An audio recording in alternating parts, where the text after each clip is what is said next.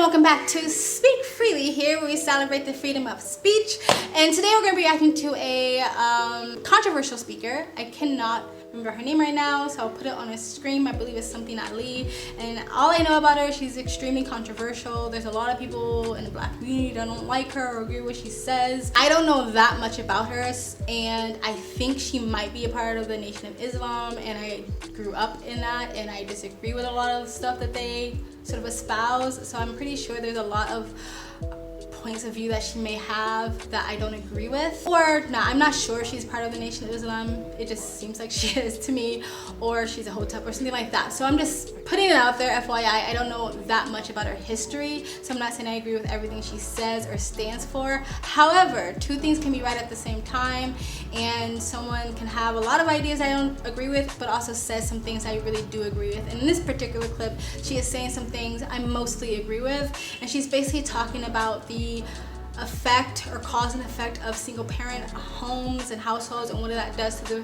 family structure, the children, the men and the women of the household, or men, boys and girls being raised and growing up in single parent households, which is a very like important topic to me. Just FYI, she does sort of focus on black family here. This is a bit outdated. I think that this applies to many people now, many families, many men, many women, many mothers, many fathers. So don't let the fact that she's focusing on black families sort of deter you from taking anything from this clip.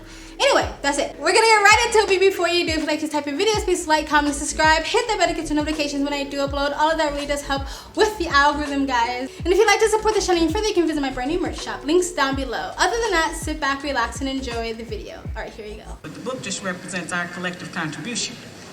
This is some of everything that we have done, or that we do daily, that contributes to the breakup of our relationship, the destruction of our man, and the failure of our children to be able to function. They did not tell us that all of that, being my own person and I'm independent, would lead to separation, loneliness, celibacy, and lesbianism. They didn't tell us that if you give up the man, you're gonna take one of these things and it's worse and it will destroy your nation. They didn't give us that information. They made us think that it was some kind of glorified position to brag about the fact that I got my own job, my own credit card, my own car, so I don't need no man. I don't even know how we got that mixed up. Ain't none of that got nothing to do with being with no man. You know, we have some serious relationship problems that nobody has been able to address us on, because everybody wants to pretend that this is not going on. I just came out of Florida, and they got a housing complex that the Urban League built, which is a black organization that is for women and children only. They say they don't allow any men in there. That's the silliest program I've ever heard of. You know them women that had men if they got a bunch of children. They need fathers. They need protection. You know, we talk about the great strength that we have as black women. Well, the welfare department don't rent government apartments to single black men. Those apartments belong to black women who are allowing this to go on in their home. We have not looked at what part of the responsibility do we share. Yes, black men sell a lot of drugs, and a lot of us black women get the money from them drugs and buy some of these fancy clothes we wear. Drive around in some of these fancy cars. He is not doing these things alone and without support from us, whether they are good or bad. See, we have a lot of power. We are very strong women. I'm saying that we're using our strength in the wrong direction. We're using it to tear our man down, tear our nation down, instead of building it up. Having an education and a job does not necessarily mean you have a successful life. I keep telling black women that to raise a child, they say, well, I provided with food, clothing, and shelter. That's not raising a child, that's maintaining one.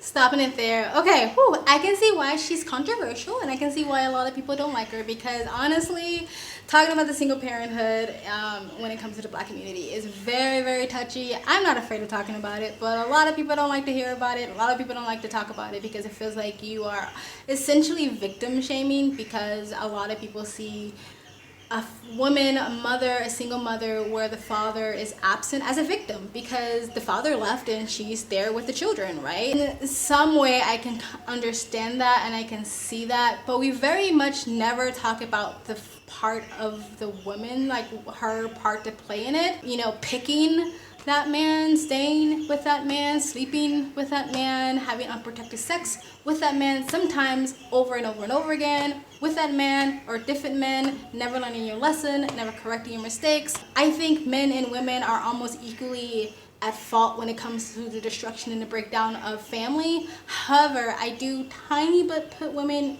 tiny bit more responsible because it's our bodies. And it really is our job to protect our womb. You know what I mean? We are the ones who make that first initial decision to say, okay, I am going to let this person put their seed in me. You know, whether you're not using correct protective sex or you're being just very like careless with sex. If we didn't allow it to happen, then it wouldn't, the cycle wouldn't continue, right? Again, that people don't like to hear that, and I know what it sounds like, but for me it's like kind of the truth. Again, deadbeat dads are like cancer, but we talk a lot about deadbeat dads. That is a well-known talking point. It is spoken about ad nauseum is that word, but again, we never kind of hit on like, but why do you keep sleeping with that person? Like, why, right? One of the shows that I really like to watch is Divorce Court because I love the judge. I forget her name, and she's one of those like black mamas, black aunties that tell you straight up how it is, even if it hurts your feelings and makes you cry. Do you remember whether you used protection or not? No. That's why I think it may be another person, but I'm not quite sure. That's something I don't understand though. Men, like you're having sex all over and you're intimate. I'm not referring It's not to you. right for anybody. Yeah, but when a girl does it, it's like, whoa, well, what about them? Like, it makes no sense. And it wasn't right for her to do it. But I just don't understand why people can. Well, since we want to go to school, let me take you there. When you understand the basic biological facts, you get the difference. We, women, bear the children, meaning they can orbit in uncertainty indefinitely, not knowing whether or not they're the father, when we know for certain we're the mothers. Yes. And we are responsible. And that's the difference we have to teach our young girls. Do you understand? So yeah, we can run around and sleep with whomever we want to sleep with. But when it's time for the consequence, we have responsibilities to a child. Until we figure out who their father is, the child still got to eat. That's the difference. And that is what we need to tell our young girls so we are empowered to know the difference. She's never afraid to tell the woman, that's on you. Like, why did you do that? Why did you keep going back to him? Because a lot of times, like, if a woman says, like, oh, he's a dog, or he cheated on me, or he ain't shit, or he's a deadbeat, I'm like, behavior patterns are repeated, right? So I'm pretty sure he showed you evidence of who he was before you had children with that person, and you continue to move forward with that person. So it's not like out of the blue he was a deadbeat, unless you slept with someone and had kids with someone and got pregnant with someone way before you got to know that person, which is still kind of on you, on both people. But not a lot, just a tiny bit, put it a tiny bit more on a woman, because it's like, it's your womb, it's your body, and you can't expect someone separate from you to care more about your body, your time, your womb, your heart, your feelings, and your emotion, your mental state, your psychological state, more than you care about your own, right? So if you're not going to be more protective of yourself, why should you ask someone else to be more protective over you, right? And I know there's a lot of reasons why, they have a lack of self-worth, a lack of self-love, a lack of self-esteem. And it's usually because it started in a home, because it's usually repeated behavior, and it's a cycle of fatherless homes. This is one of the symptoms of being raised without a father. You look for love in all the wrong places.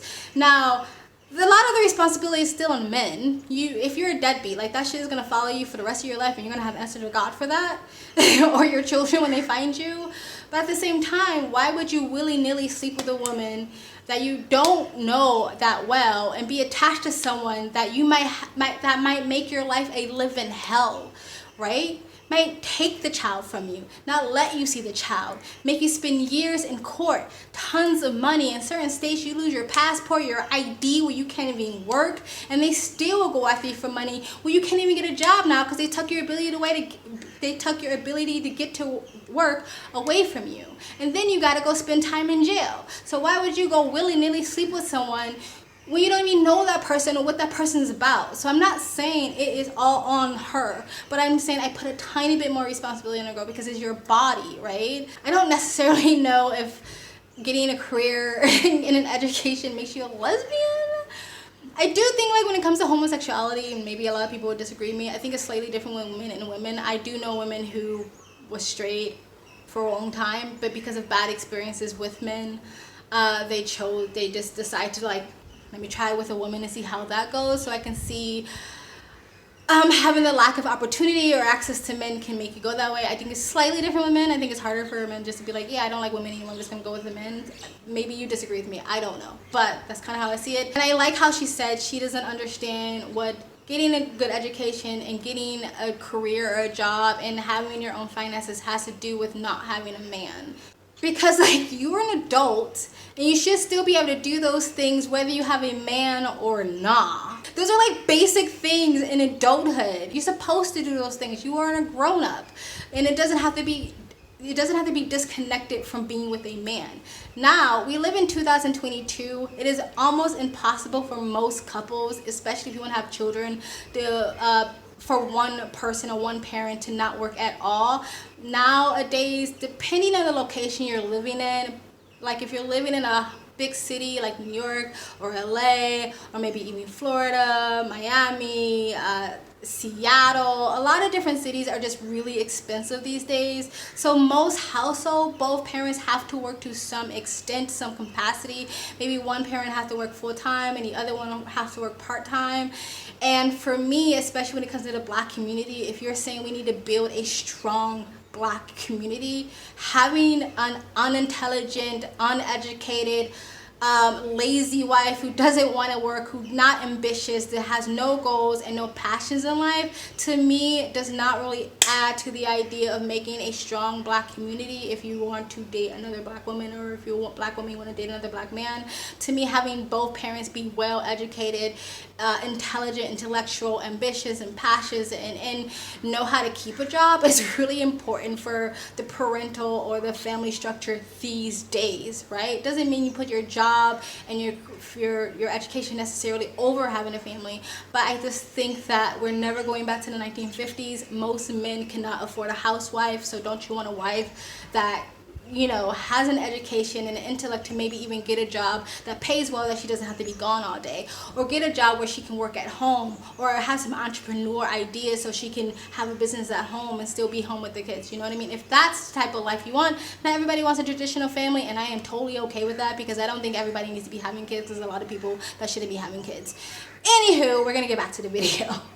To raise a child, you need a parental coalition of a man and a woman. We have sons who are, by not having a father in the home, they don't know how to respect women. They take on the Black female emotionalism. They're doubtful, they're indecisive, they can't make a decision. They don't know what to do about being a man, because we can't teach them that. We don't have that knowledge. We have daughters who grow up in a home where they don't see any affection, where there's no man there. They go out into the world and try to mate. They don't have no idea how to be no woman to no man, how to function in a house with a man, because they haven't seen it. Most of our children, just like us, get all the information we have about how you be with a mate off television. It's the only medium that shows us anybody being together. Stopping it there, I totally agree with her. You can be the most amazing woman in the whole freaking planet. You can be the most independent, the most strongest, the most intelligent, the most well-read, the most intellectual, the woman who makes the most money, and you still cannot teach a boy how to be a man because you just aren't a man, right? The thing is, I grew up single mom. There's so much I had to do. There's nobody there to teach you. The society is teaching you, like everywhere I turn, it's like, well, men need to get more in touch with their emotions. Like, nah, nigga, I need to learn to control my emotions. Like, my issue is I wasn't taught to control my emotions. I was not taught to have discipline. I was not taught to think rationally, right? And for, you know, that saying for daughters is like their father is their first love. Make sure I wrote that correctly. And it's their first example of what a good man is. And the parents itself is both children's example of what a healthy relationship is. So of course you want, even if there's two parents in the home, you want the relationship to be healthy, right? For me, if both men and women really don't have a lot of examples of what a healthy relationship is, then they can't really, it's harder for them to grow up and create one. And it's harder for someone to grow up and trust that that is something that actually exists. Right? And I spoke on this before in another video, where it's like, you can't expect a woman to give up her stability at the idea of trusting that a man would come along and put her into a stable relationship where she doesn't have to worry about money, or she doesn't have to worry about stability, or she doesn't have to worry about, you know, taking care of herself, because she's never seen an example of that. right? And so that's very scary to tell a woman, like, don't get a career, don't get a job, don't get a good education, don't fend for yourself, just wait and just be feminine and soft and humble and wait for a guy to come and get you, and he'll do all those things for you, which again I already mentioned. Most states and cities and places on this planet are too expensive for a household, especially if you want to have kids, to only be depending on one person's income. But anyway, even if that's what you want, even if your idea is like, I want a housewife and I want her not to work and all these things, it's very hard to tell a woman to do that when she's never had an example of that. And it's the same thing with men. If they don't have an example of a wife that is, I don't know, healthy and listens and is respectful, is not going to demean them or emasculate them or finesse them and respect them and all that stuff, then they can't really trust that that is something that exists. You know what I mean? Because they don't have any examples of it. So I feel like there's a lot of brokenness and a lot of mistrust and a lot of misunderstanding and a lot of miscommunications between the sexes. And I don't think that we can just say, get together and have families and babies until those things are fixed. Because it's just going to continue. The cycle, the divorce rate, the broken homes, it's just going to continue to happen if we don't fix the root problem first, right? Too much resentment. There's a lot of hurt between the sexes, to be honest, and that has to be healed for sure. Anyway, let's continue. The white woman's liberation movement, we don't have anything to do with that. We have not been under the control of the black man for over 500 years, so what do we have to get liberated from them from? They only introduced it to break down the civil rights movement. Civil rights movement started with the black man, the black woman, and the black child standing together, trying to plead for freedom, justice, and equality, and more benefits in the country that they had built.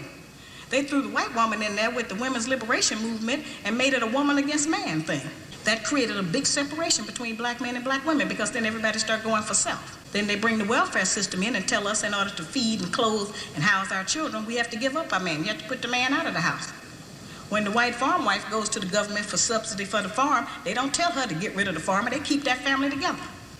But in the black community, they make it a requirement, because they want to keep endorsing into the black community that the black man is no good, and that he is not deserving of respect, he is not deserving of us letting him give us any protection or instruction, and that we are better than them.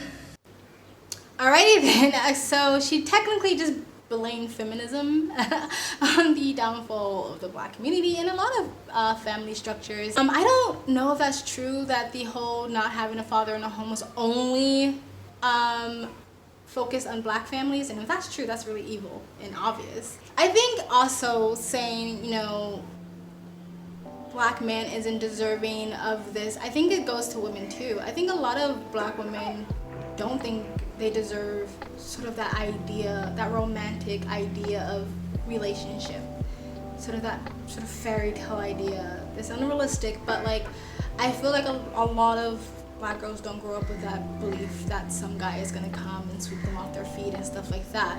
Because again, we have a lot of examples of it.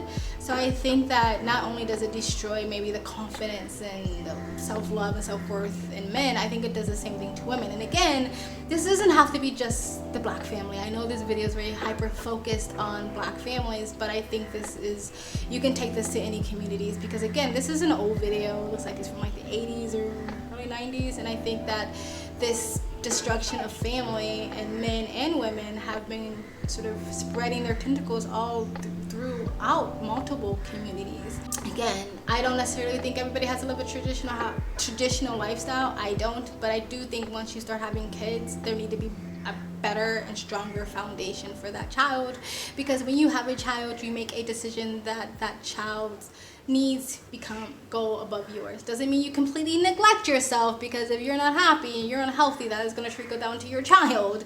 But you do make a decision that you have to sacrifice some of your needs to give it to the child. And so if you want to start having children, I think that start having some sort of traditional structure. It doesn't have to be completely 1950s, but having some sort of traditional structure, you know, preferably having the father around is better for the child in the long run. And a lot of men and women need to stop having babies out of wedlock. I think we need to make family planning sexy again, and this whole side chick, baby mama, baby daddy thing needs to stop. It's not cute, it's not sexy, and it's not for the betterment of any communities or any country or any society. It needs to stop, right? If you didn't find your man yet because of whatever decision you made in life, then maybe that's the decision you made. It doesn't mean you just go out and have a baby with whomever because now you're getting older or whatever. Like, you just don't have kids, right? My dad got a vasectomy because he didn't want to go around having a bunch of kids. He made a decision not to do that because he's like, I can't afford all these kids. So if you get to a point where you're like, oh shit, I'm in my 30s or whatever, then maybe that's a choice you made. And I don't think that then gives you the permission to go have a bunch of babies out of wedlock because now you're scared you're not gonna get that chance. I see women doing that too. Like, I'm getting older, so let me just have kids with anybody. Like, no, because it's not about you, it's about the kid. Anyway, that's it, guys. Tell me what you think about her, what I said, what she said in the comment section below. Please like, comment, subscribe, hit that bell to get notifications when I do upload. All of that really does help with the algorithm, guys. In order to support the channel even further, you can donate. My PayPal link is in the description box below and also in the comment section. Of course it helps, but you don't have to. You can just like, comment, subscribe. I also have a second travel vlog channel. I travel as a lifestyle. I live abroad. If you'd like to know where I am in the world, you can go in the description box below and also in the comment section. Hit the link. Go subscribe to my travel vlog channel and or follow me on my travel Instagram. My stories is usually what's most up to date. I also have my first commentary channel. Links down below. Alright, guys. You have a good day. Bye.